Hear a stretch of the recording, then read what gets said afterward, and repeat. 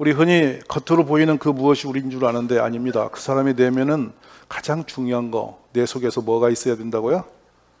평생 어느 상황이든지 감사가 있는 사람.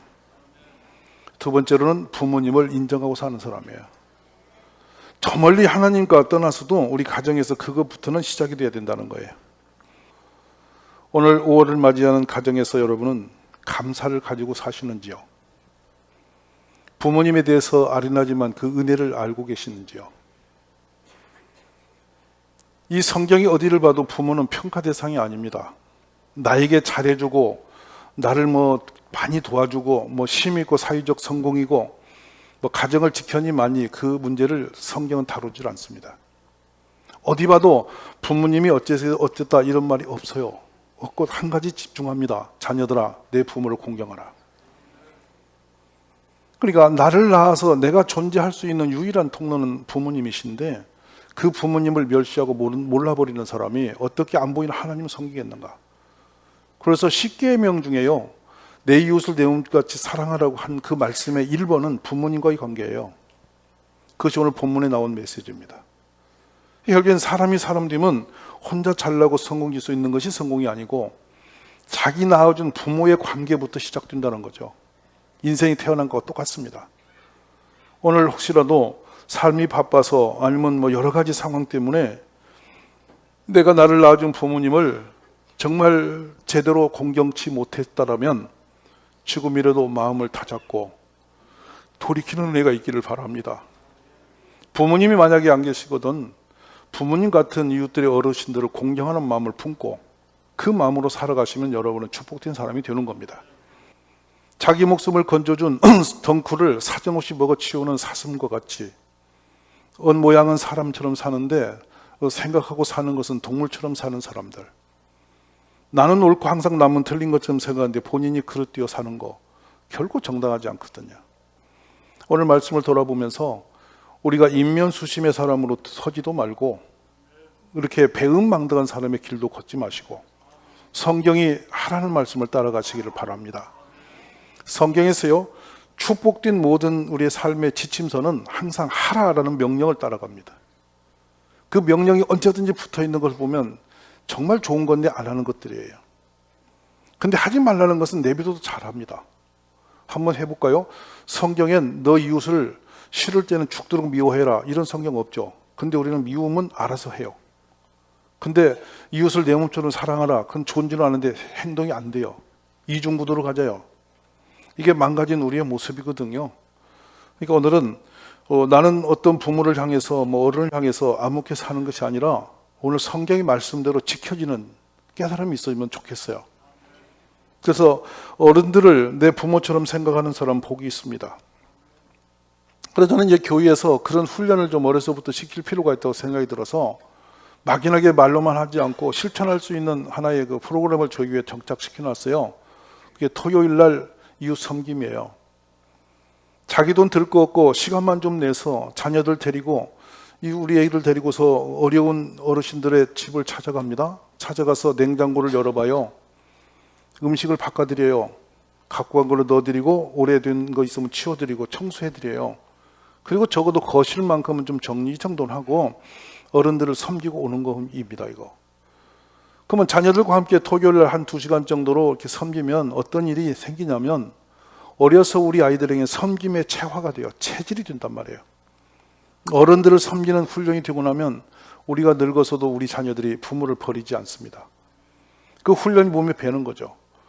왜 이걸 하는가 하면은 어릴 때 우리 집에서 어떤 좀 요리가 있거나 좀 괜찮은 게 있으면 항상 우리는 새벽같이 깨워서 어머니가 부엌 앞에 줄 세웠어요. 되지도 않는 그릇을 이렇게 옛날에 바구니 같은 거 이렇게 거기다가 다 담아가지고 제가 머슴인데도 불구하고 손이 닿지도 않은 거를 들고 집집마다 정해서 온 동네 다 돌면서 나눠주고 다녔어요. 어려서 그냥 그렇게 사는 줄 알았어요. 그런데 어느 날 보니까 빈손으로 남의 집 안 가는 것이 제 몸에 뱄더라고. 직장에 가서도 할 때 부장님이고 누구 간에 그냥 어쨌든 뭘 주는 게 기뻐서 뭔가 들고 가고 그렇게 하니까 더 이걸 왜 가깝냐 하지만 결국에는 사랑받는 사람이 되고 내가 행복해지더란 말이에요. 섬김과 효도도 어려서 훈련이 필요합니다. 그냥 내비두고 커서 잘해주겠지, 내가 뭘 많이 풍성하게 주면 애가 그걸 붙들고 잘하겠지, 이런 착각하지 마세요. 가르쳐야 됩니다. 오늘 성경에서는 이런 부분에 대해서 우리에게 참 많은 말씀들을 주시는데요, 사람이 그러면 그렇게 보답할 줄 아는 게 뭐냐? 은혜를 아는 사람이에요. 은혜. 그래서 우리의 구원이 가장 중요한 것이 구원인데, 구원은 은혜로 주신 겁니다. 맞으십니까? 우리의 노력이 아닙니다. 우리의 행위가 아닙니다. 그냥 은혜로 부어주신 겁니다. 그래서 은혜가 뭡니까? 내는 값없이고 가치가 없는데도 받은 것들이죠. 우리가 부모님에게 내 생명을 거저받은 거잖아요. 그렇다면 마땅히 부모님을 인정하고 아르고 우리가 공경하는 것이 맞지 않습니까?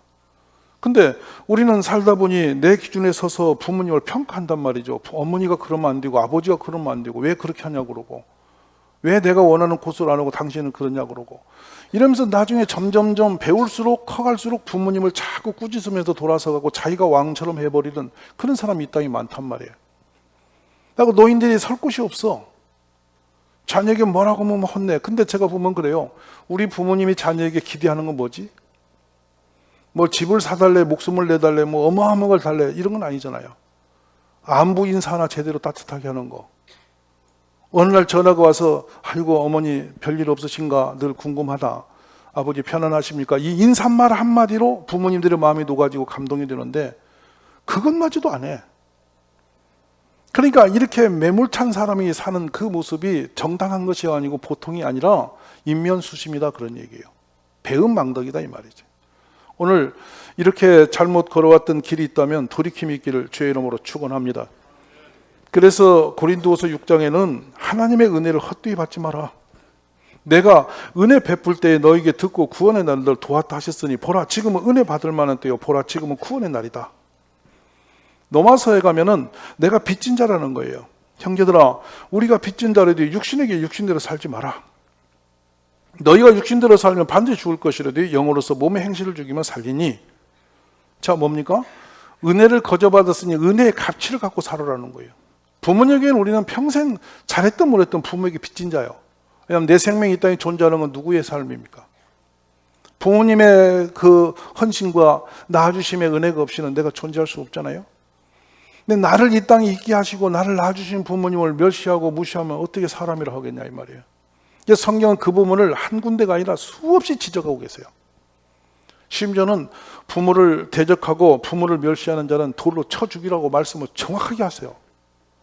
그리고 제사장들이 공의 앞에 데려다가 그걸 전 국민이 덤벼서 죽이라는 거였어요.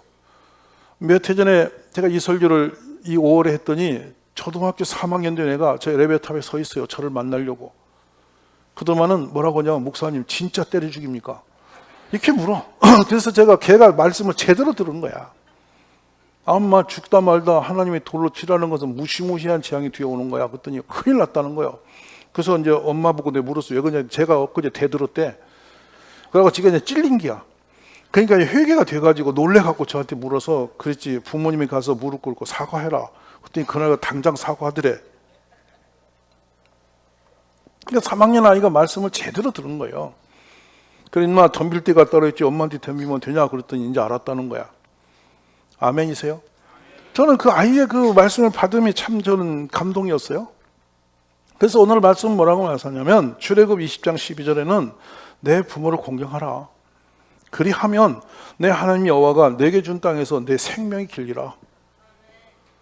당연히 할 일을 했는데 목숨이 긴 보너스가 생겼어요. 그리고 잘되고 풍성한 복이 또 따라붙어요. 신명기에는. 그러니까 내 도리를 제대로 했는데 복은 내가 받는 거야. 돌아보니 그래요. 은혜 중심으로 살고 감사 중심으로 사는 사람은 상대방이 행복한 게 아니라 본인이 먼저 행복해져요. 우리 이런 삶을 살아보시기 바랍니다. 범사에 다 감사한 거죠. 근데 감사 중에 더 감사한 건 부모를 향하고 가족 간에서 서로가 감사를 가지고 살면 여러분 인생이 부유해져요. 이제 서로가 서로를 향해서 감사가 있는 가정이 되시기로 간절히 원합니다. 레위기 19장에서는 3절에 이리 하십니다. 너희 각 사람은 부모를 경외하고 나의 안식일을 지키라. 나는 너희의 하나님 여호와이니라. 하나님을 섬기는 것과 부모님을 섬기는 것이 대등한 위치에서 말씀하고 계세요. 얼마나 놀란지 몰라요? 나를 낳은 아비에게 청종하고 너를 낳은 아비에게 청종하고 너 늙은 어미를 경히 여기지 마라. 어머니를 가볍게 함부로 하지 마라. 오늘 이 부분이 우리의 말씀에 정말 지침이 되기를 간절히 원해요. 나를 낳아준 부모를 업신여기지 말라는 거고, 너희 아버지를 청종하라. 잘 들으라 아버지 말씀을. 그리고 내 늙은 어머니를 업신여기지 마라. 계명입니다. 자녀들아 주 안에서 너희 부모에게 순종하라. 이것이 옳으니라. 고로새가 볼까요? 자녀들아 모든 일에 부모에게 순종하라. 이는 주 안에서 기쁘게 하는 것이니라. 모세는 내 부모를 공경하라 하고 내 아버지나 어머니를 모욕하는 자가 죽임을 당하리라 하였다. 저는 이 말씀들이 우리에게 살아나기를 바랍니다. 우리에게는 위대한 조상들이 많이 계세요. 여러분 어찌 보시는지 모르지만 이산이라는 정조왕은 그 아버지가 뒤주에서 죽임을 당했죠. 당파 싸움에. 근데 그 무덤을 어디다 썼는가 하면 물구덩이다 썼어요. 이 논 가운데 물속에다 무덤을 묻었습니다. 폐역한 자라는 얘기죠. 근데 아들이 왕이 됐어요. 왕이 되자 제일 한 게 바로 그 지금 안녕이라는 지역의 수원 밑에 가보면 거기에 그 무덤을 옮기는 게 있거든요. 그리고 아버지에 대한 자식이 아버지를 지켜주지 못했다는 그 죄책감을 가슴에 안고 수원의 아버지를 그리면서 다니면서 소나무를 심고 그 수원성을 산을 넘으면서 그 언덕을 넘으면서 늘 아버지의 그리움을 가지고 이 아들이 효심을 다한 사람이죠. 근데 어느 날 정조왕이 그 효심이 있다는 얘기를 듣고서 시민들이 큰 왕이 행차한다니까 길에 쭉 나와 있는데 한 사람이 어머니를 업고 서 있는 거예요. 근데 상감마마 행차요라고 피리를 불면서 소리를 지르면 만백성이 다 엎드려서 눈을 가리고 땅을 봐야 되는데 이 사람이 그냥 어머니를 업고 서서 쳐다보는 거야. 잡혀왔죠, 왕에게. 너는 왜 폐역한 자라, 왜 감히 상감마마 행차에 고개를 뻣뻣이 들고 있었느냐. 그러니까 이 사람이 말합니다. 제 모친이 병이 들어 많이 어렵습니다. 그런데 어머니의 평생의 소원이 상감마마 용안을 한번 바라보는 게 소원이라 해서 제가 지금 몇십리 길을 어머니를 업고 여기로 와서 오늘 상감마마를 보이게 됐습니다. 어머니가 그렇게 보고 싶은 상감마마 용안을 제가 오늘 맞아 죽을지라도 한번 보고 싶었습니다. 그래서 제가 어머니를 업고 배웠습니다. 라고 울면서 하소연하는 거예요. 그러니까 이 얼마나 감동이 됐는지 왕이 거기다가 엄청난 그 후원을 해주면서 그 가정을 돕죠. 여러분, 효심은 흉내내는 것도 아름다운 것인데요.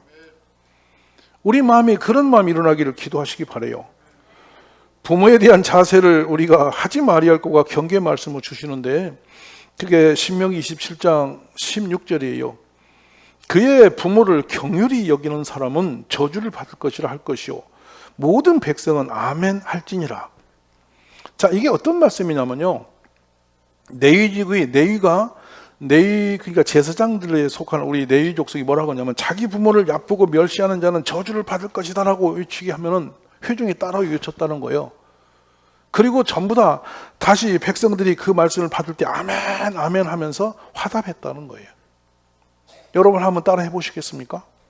한번 해봅시다. 자기 부모를 얕보고 멸시하는 자는 저주를 받을 것이다. 아멘 아멘.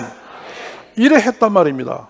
그러니까 회중들이 이거 계속 가슴에 울림으로 심어서 부모님을 얕보거나 경휼하지 않도록 다짐을 받았다는 거예요. 어제도 없죠. 지금 여러분의 입으로 이 본문을 한번 이렇게 고백하고 나니까 뭔가 찔림이 있을 거예요. 놀라운 은혜예요, 저는. 앞으로 부모님을 멸시하지 않기를 간절히 바랍니다. 대표적인 한 가정이 멸망으로 가는 길이 이렇게 그려지고 있어요. 사무엘상 2장에는 엘리 아들들은 행실이 나빴다. 그 문제가 여호와를 알지 못했다.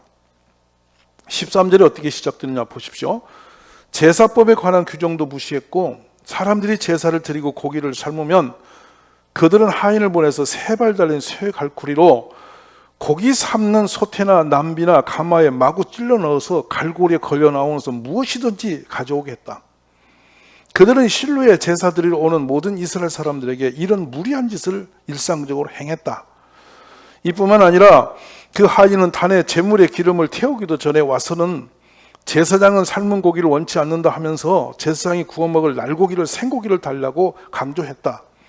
이때 만약 제사 드리는 사람들이 아직 기름을 단에 태우지도 않았으니 그럴 수 없다라고 거절하면 기름을 태우고 나면 마음대로 가지도록 하시오 이렇게 말을 하는데도 불구하고 그 하인들은 안 된다, 지금 당장 내놔라, 그렇지 않으면 강제로 빼앗아가겠다라고 얼음장을 놓기가 일쑤였다.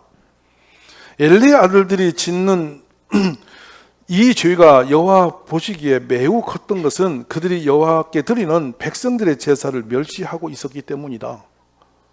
자, 부모님의 공경과 딱 이렇게 연결을 시키면서 뒤로 가서 어떤 게 나오냐면 바로 22절에 엘리가 매우 늙었다. 놀랍죠?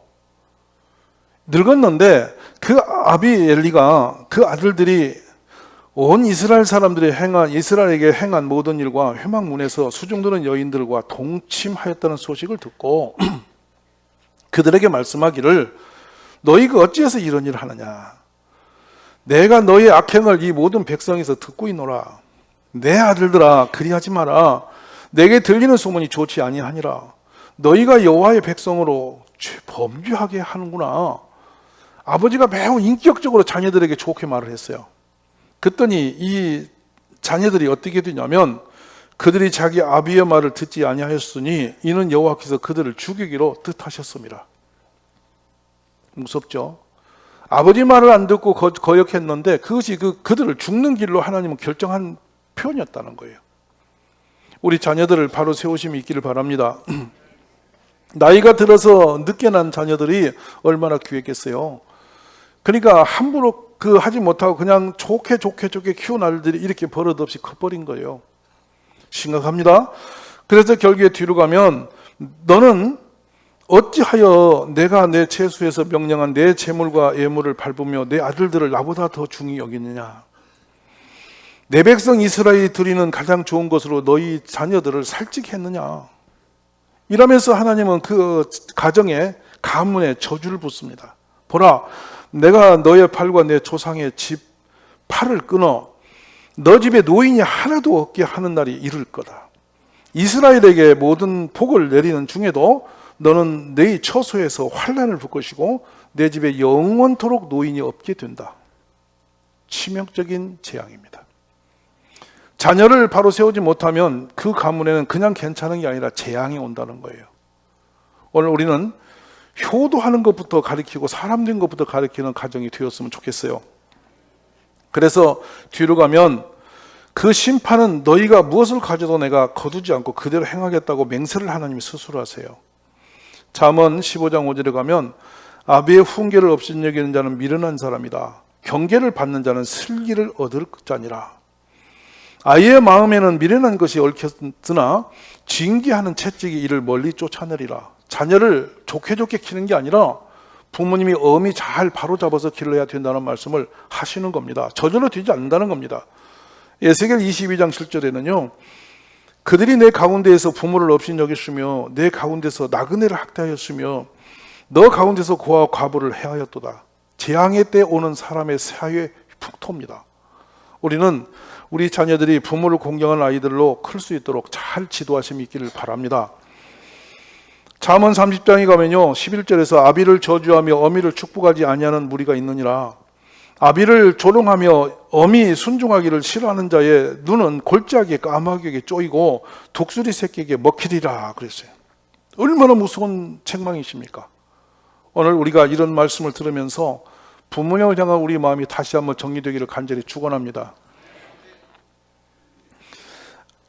그래서 부모를 멸시하는 것은 자기가 힘이 있고 나름대로 자유하다고 생각해서 하는 일인데 그것은 결코 정당한 일이 아니라는 것입니다. 그래서 말씀을 이어갑니다. 신명기 21장에는 사람에게 완악하고 패역한 아들이 있어서 그의 아버지의 말이나 그 어머니의 말을 순종하지 아니하고 부모가 징계해도 순종치 않거든. 그의 부모가 그를 끌고 성문에 이르러 그 성읍 장로들에게 나가서 그 성읍 장로들에게 말하기를 우리의 이 자식은 완악하고 패역하여 우리 말을 듣지 아니하고 방탕하여 술에 잠긴 자라 하면은 그 성읍의 모든 사람들이 그를 돌로 쳐 죽일지니 이렇게 됩니다. 자, 여러분, 이제 우리가 말씀은 무겁게 듣고 머리로는 듣는데 삶으로 얼마나 가는지가 중요합니다. 이제 우리가 어른들을 보면 어른으로서 부모님처럼 공경하는 마음이 자라나기를 기도하십시오. 그리고 디모데서에 보면은 이 자녀들을 어려서부터 효행을 가르치라고 되어 있습니다. 그래서 이런 것도 하나의 사례인데요. 작은 이야기입니다. 여러분 용돈을 주시면은 100% 자기를 위해서 다 써버리고 오는 애들은 커도 그런 사람이 됩니다. 뭘 줘도 저를 위해서 써버리는 사람이 되면 그 사람은 인면수심의 인간이 되는 거예요. 어려서부터 용돈을 주면서 얘야 너 이거 주었으니 너는 이거 갖고 너 쓸 거 쓰되 엄마 거 뭐 사와. 선물 가져와. 아빠 거 선물 가져와야 돼. 이렇게 여러분이 어려서부터 가르치면 걔가 돈을 만날 때마다 부모님을 뭐 어떻게 섬겨야 되는지를 몸에 배워옵니다. 용돈이 크고 작고를 떠났어요. 예전에 저희들 자랄 때만 해도 그랬죠. 마치 여행을 가게 되나 소풍을 가게 되면 용돈이 그때 나오거든 부모한테. 그러면 소풍 갔다 맨손으로 맞아 죽었어요. 이놈 못된 놈이라고. 없는 사람이 다 그놈 못됐다 그랬어요. 근데 올 때는 나에게 용돈 준 분에 대해서 반드시 보답하는 것을 가르쳐야 돼요. 어려서부터 가르치세요. 아주 작을 때부터 가르쳐놓으면 커서도 그럴 줄 아는 거예요. 절대 부모를 만으로 여기지 않고 무시하는 일은 일어나지 않습니다. 근데 지금은 애들 주고 그냥 오냐오냐 계속 풀어주니까 끝없이 자기만 위해서 살아버리는 이기적인 사람이 되는 거예요. 오늘 성경의 본문 말씀이 우리에게 살아나기를 간절히 바랍니다. 자, 오늘 5장 16절, 신명기 5장 16절을 다시 한번 우리가 같이 보실까요? 크게 한번 읽어봅시다. 너는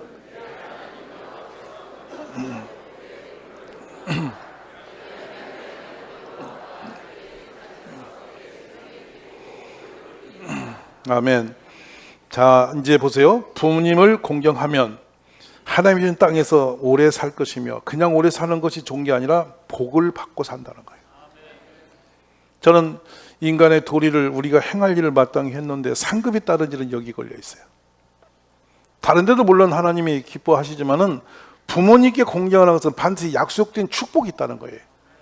우리들이 내가 잘 되기 위해서라도 부모님을 공경하는 그런 지혜자들이 되시면 좋겠어요. 우리나라에 과거에는 그 효자들, 효부들 기리는 그런 그 상을 주는 일이 일어나고 그 동네에서 그런 효자, 효부가 나오면은 동네 어구에다가 여러분 이렇게 큰 정자 같은 걸 지어서 비석을 세워서 기리기리 빛냈습니다. 그 마을의 자랑이었고 가문의 영광이었죠.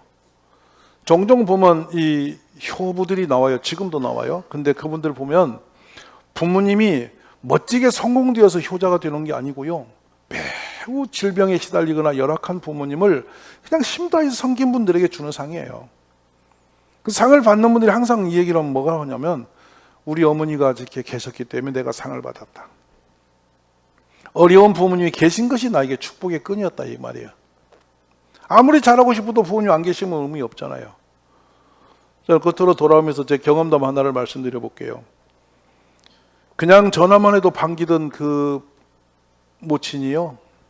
80 중반이 좀 지나니까 감각이 없어요.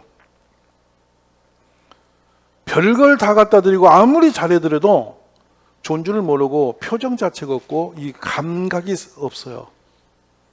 참 마음이 아팠습니다. 반기실 때 찾아뵐 것을, 좋아하실 때 도왔을 것을. 그때는 그렇게도 바쁘다 핑계대고 이렇게 저렇게 그걸 하나 못 해드렸구나 생각이 한없이 마음이 슬픈 거야. 내 부모님이 계셔서 어머니 안녕하세요 하고 전화 한 통화 받고 좋아하실 때 그때 전화하고 작은 선물 하나 들고 갖다 드릴 때 그걸 기뻐할 때 잘해드리자 얘기예요. 부모님은 영원히 계시지 않습니다. 철들어서 돌아보면 안 계시는 거예요. 부모님이에요. 젊어서는 잘 모르시겠지만 오늘부터 시행하십시오. 억지로 안 드시고는 날을 정하여서라도 내가 월요일날, 수요일날, 주말 반드시 이 시간만은 내가 우리 부모님께 전화해서 안부를 묻고 뭐라도 해드려야지. 작은 거라도 이렇게 마음에 오감이 있어야지. 이런 여러분의 다짐이 있으면 얼마나 좋겠어요. 한번 준비해 보시기 바랍니다.